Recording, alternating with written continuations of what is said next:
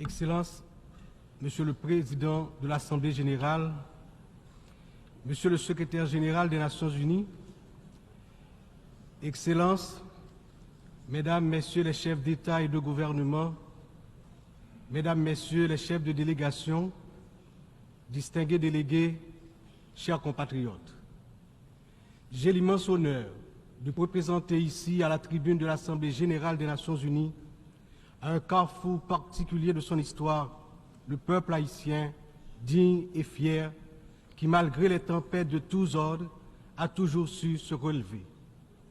Première république noire du monde, Haïti porte dans ses entrailles la fierté d'une lutte héroïque pour la liberté et la dignité humaine. Elle se trouve aujourd'hui à un carrefour décisif. C'est donc avec le poids de cette histoire et l'espoir d'un avenir meilleur que je m'adresse à vous en appelant à la solidarité agissante de la communauté internationale. Permettez-moi tout d'abord d'adresser mes chaleureuses félicitations à vous, Son Excellence Philémon Yang, ancien Premier ministre du Cameroun, pour votre élection en tant que président de cette 79e session de l'Assemblée générale. Haïti se tient fermement à vos côtés et vous assure de tout son soutien tout au long de votre mandat afin de faire de cette session un succès pour l'ensemble de la communauté internationale. Qu'il me soit permis aussi de saluer l'excellente qualité du travail accompli au cours de la 78e session par votre prédécesseur, Son Excellence, M. Denis Francis de Trinité et Tobago, qui a su conduire les travaux avec dextérité, sagesse et leadership. Je saisis également cette occasion pour exprimer au nom du peuple haïtien toute notre gratitude à vous, Monsieur le Secrétaire général Antonio Guterres, pour votre visite en Haïti, votre présence sur notre sol et votre soutien indéfectible à notre démarche auprès du Conseil de sécurité, notamment pour renforcer la police nationale d'Haïti. Vos récentes interventions en faveur d'Haïti ont été vivement appréciées et resteront gravées dans nos mémoires. Je tiens à exprimer ma plus profonde gratitude à la communauté internationale pour le soutien apporté à mon pays en ces temps de crise.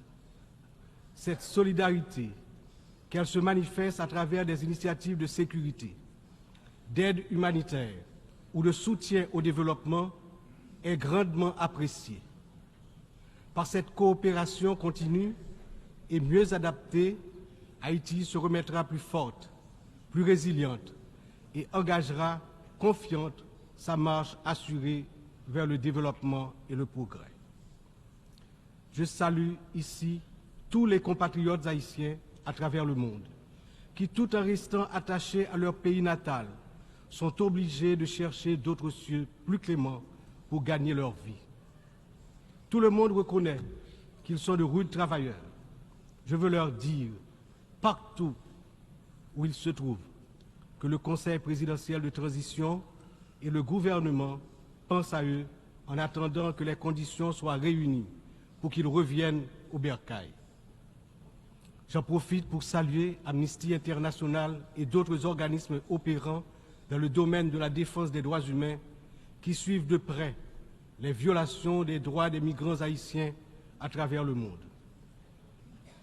Je me permets, au nom du peuple haïtien, de saluer fraternellement tous les amis d'Haïti qui ont fait preuve de solidarité envers les migrants de notre pays, en particulier ceux résidant à Springfield dans l'Ohio, aux États-Unis.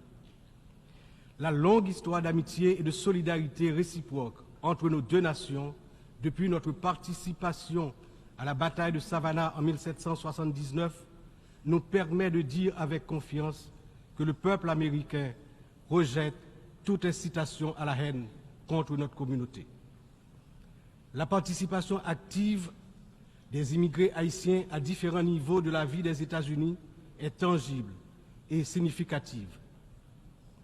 À cet égard, les passions qui émergent naturellement lors d'une campagne électorale ne devraient en aucun cas servir de prétexte à la xénophobie ou au racisme dans un pays tel que les États-Unis, une nation forgée par des immigrants de toutes origines et qui s'est érigée en modèle de démocratie à l'échelle mondiale.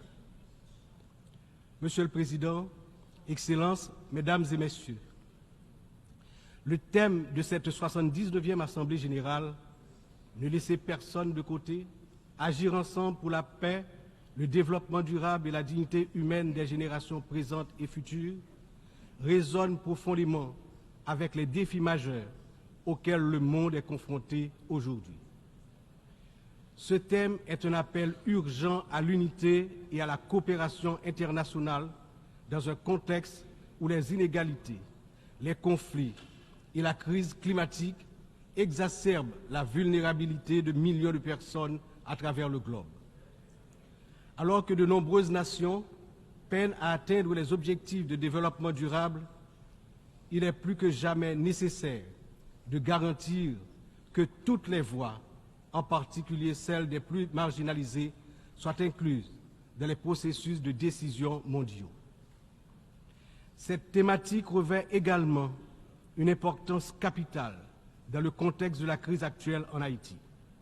Il incarne l'essence même de notre lutte pour restaurer la paix et la stabilité, tout en assurant que chaque citoyen haïtien, chaque citoyenne puisse jouir de ses droits fondamentaux. Agir ensemble, comme le souligne le thème, est essentiel pour Haïti, car notre redressement ne peut se faire pleinement sans cette solidarité internationale.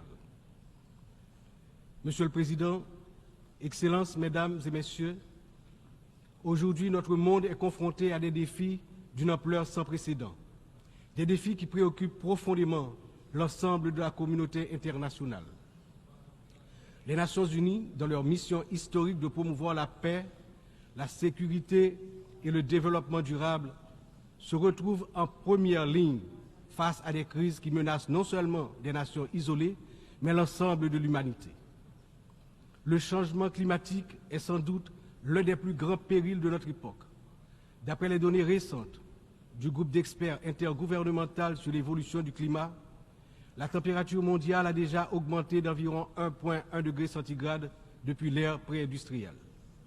Cette élévation a provoqué une intensification des phénomènes climatiques extrêmes tels que les ouragans, les sécheresses, les inondations, des catastrophes qui affectent particulièrement les nations les plus vulnérables comme Haïti.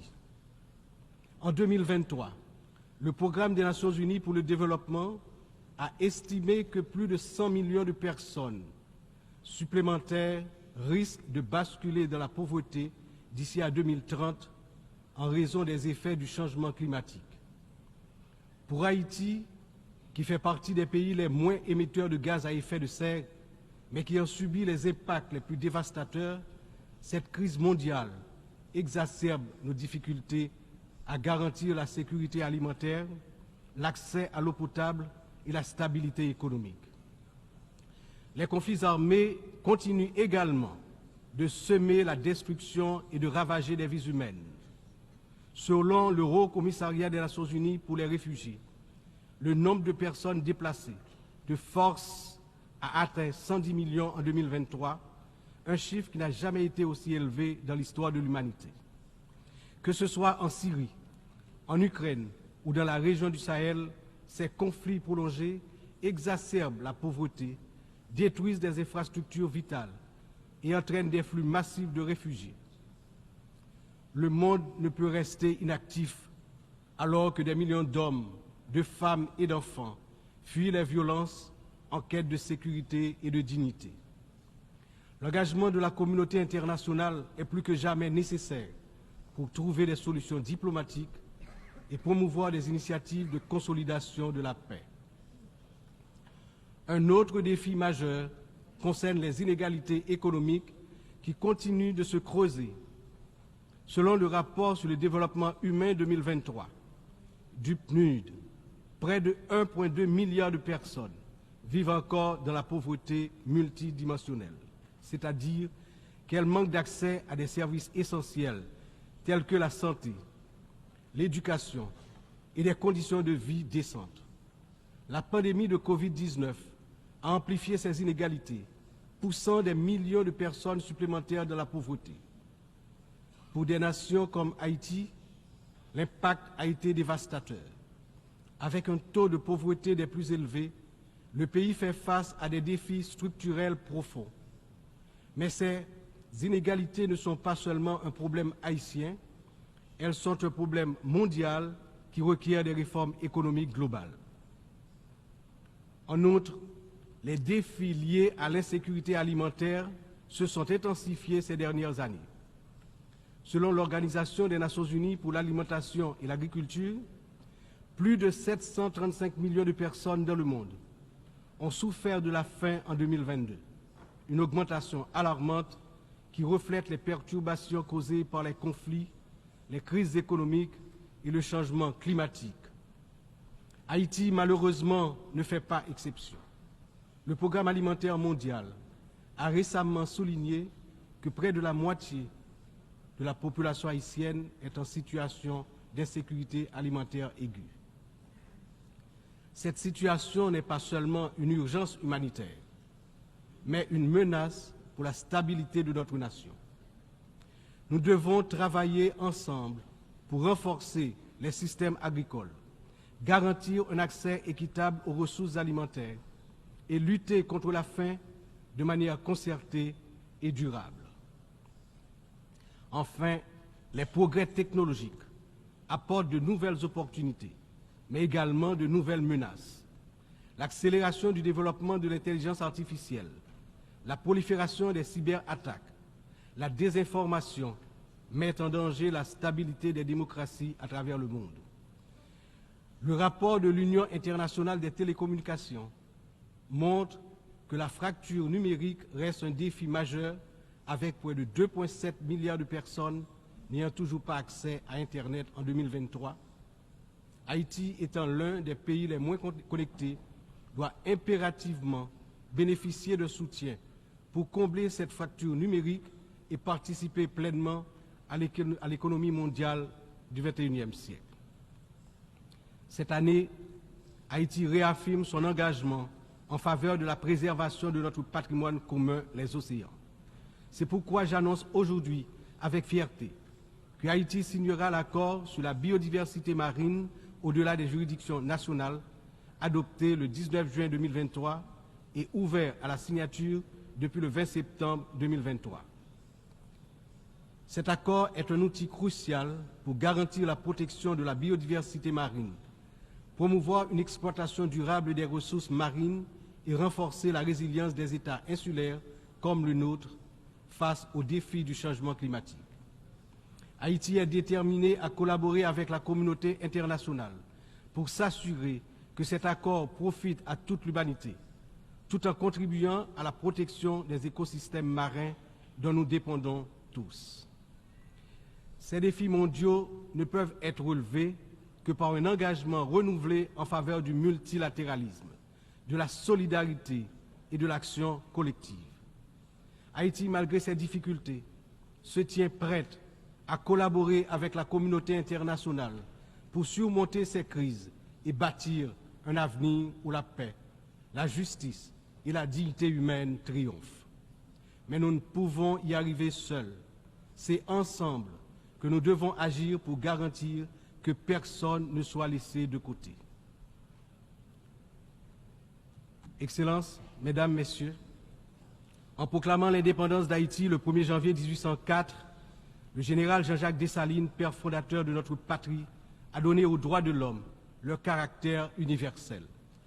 En d'autres termes, avec le triomphe de la révolution haïtienne de 1804, ayant lancé le processus de démantèlement de l'ordre colonial et esclavagiste, les droits de l'homme ont cessé d'être uniquement les droits de l'homme blanc pour devenir les droits de tous les hommes, de toutes les femmes, c'est-à-dire les droits de l'humanité tout entière.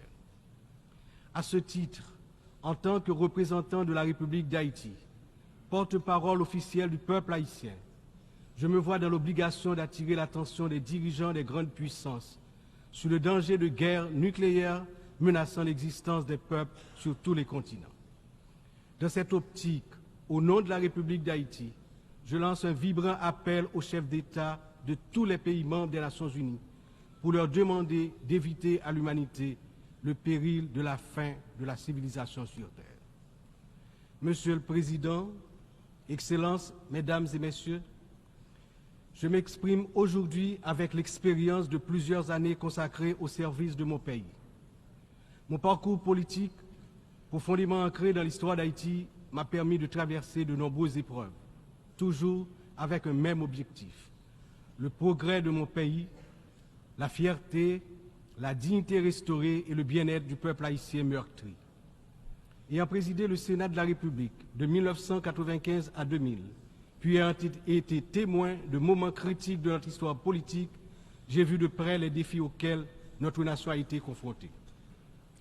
Mon engagement politique remonte à une époque où les luttes pour la stabilité et la démocratie étaient omniprésentes. Aujourd'hui, en tant que président du Conseil présidentiel de transition, je me retrouve à nouveau à un moment charnière de l'histoire d'Haïti.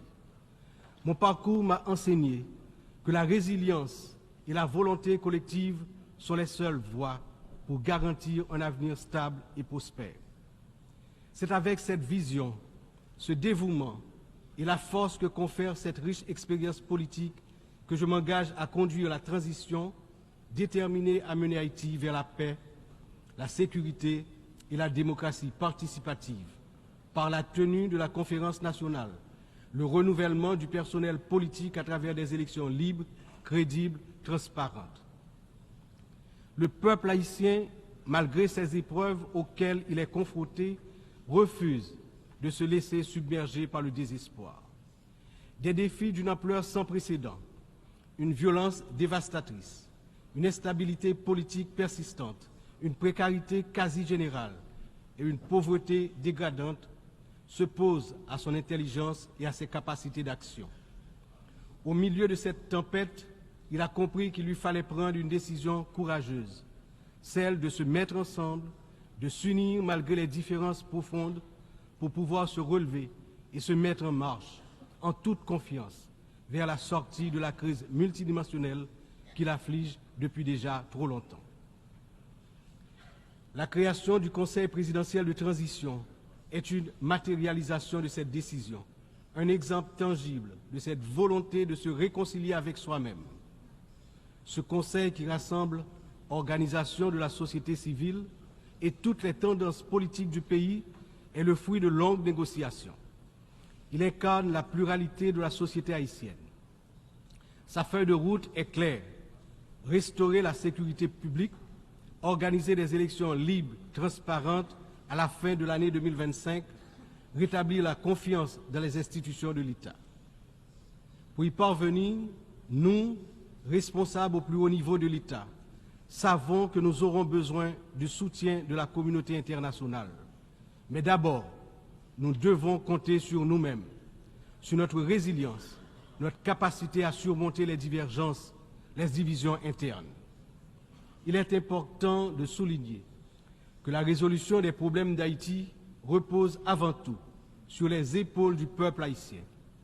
Il est de notre devoir, en tant que nation souveraine, de prendre en main notre destin, de surmonter les divisions et de construire ensemble un avenir de paix et de prospérité. Cependant, cette responsabilité n'incombe pas seulement à nous. La communauté internationale, les Nations Unies, les puissances étrangères qui ont souvent joué un rôle décisif dans l'histoire d'Haïti ont également une part essentielle dans ce processus de restauration de la paix, de redressement économique, de renouvellement institutionnel et d'établissement d'un État de droit. En ce sens, l'échec d'Haïti à se relever n'est pas seulement celui d'une nation.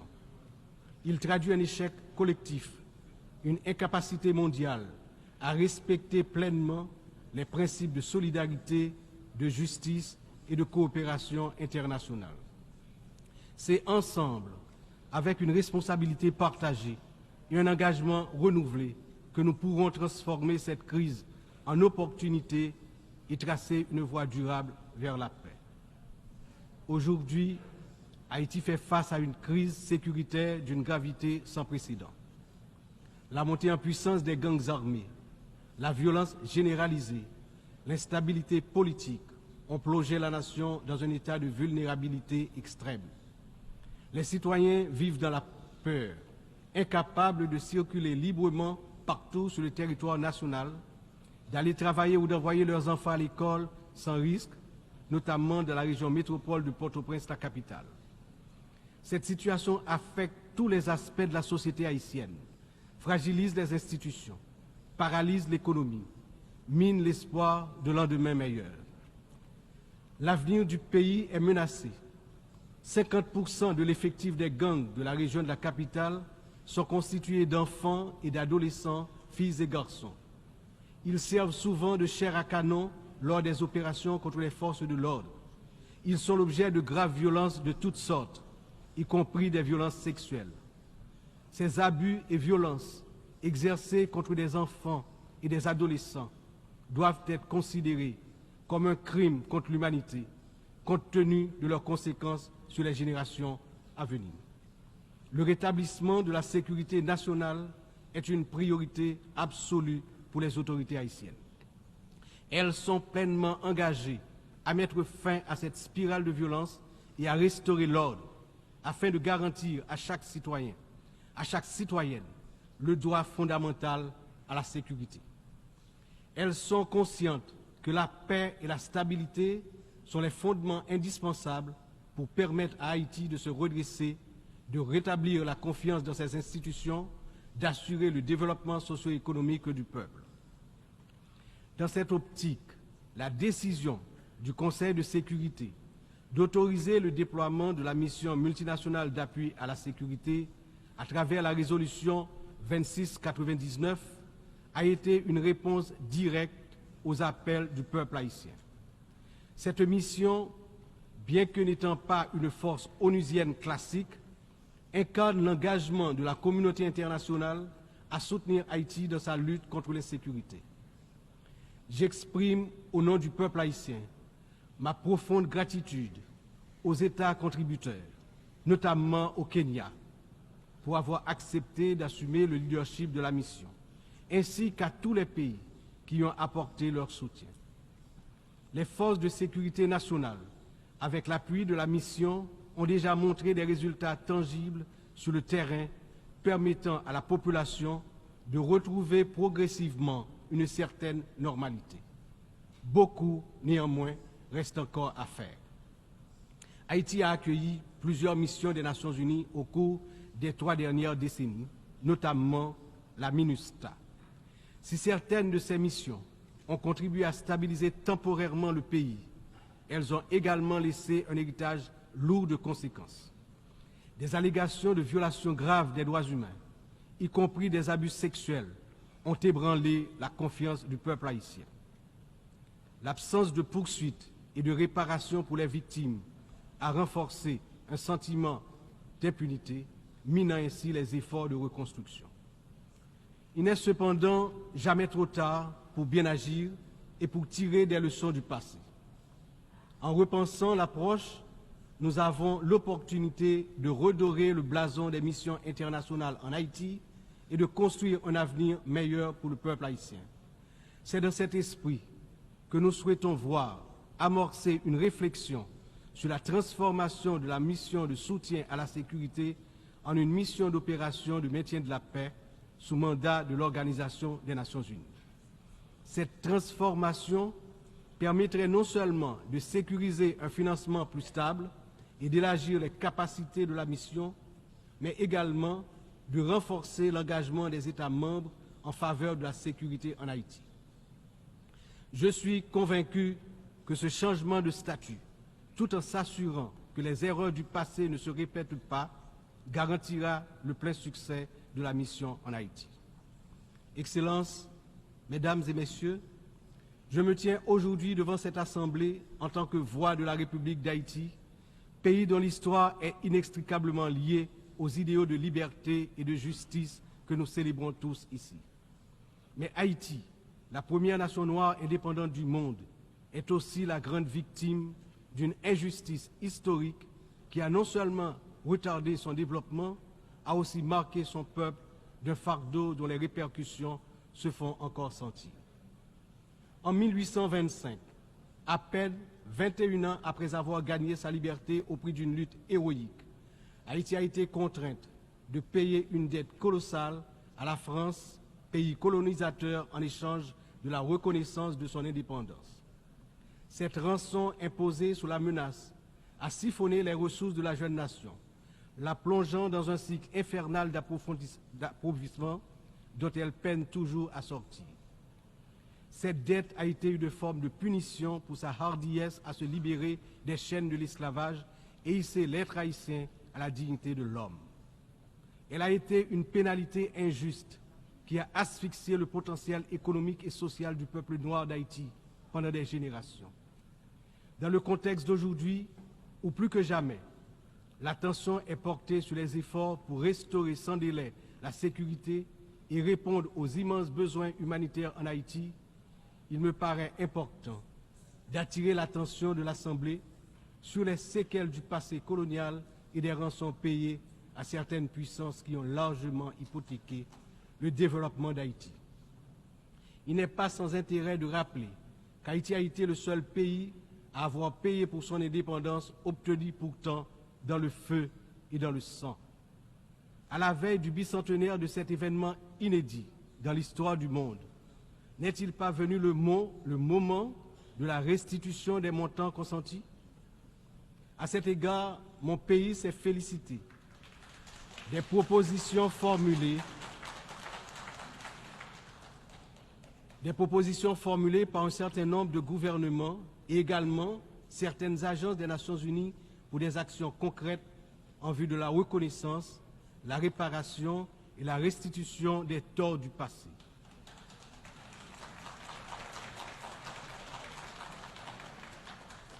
Haïti a confiance sans réserve dans l'Organisation des Nations Unies, dont les piliers sont la lutte pour l'égalité entre les peuples et le maintien de la paix entre les nations, pour jouer son rôle notamment dans la mise en place des mécanismes appropriés pour faciliter le dialogue entre les pays victimes de la colonisation et les anciennes puissances coloniales.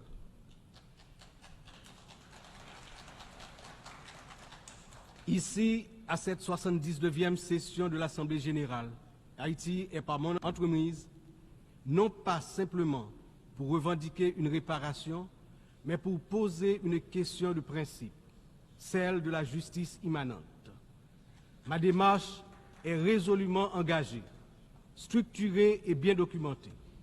Le Comité national de restitution et réparation, en collaboration avec la Commission des réparations de la CARICOM, a déjà entrepris des travaux exhaustifs sur ce sujet.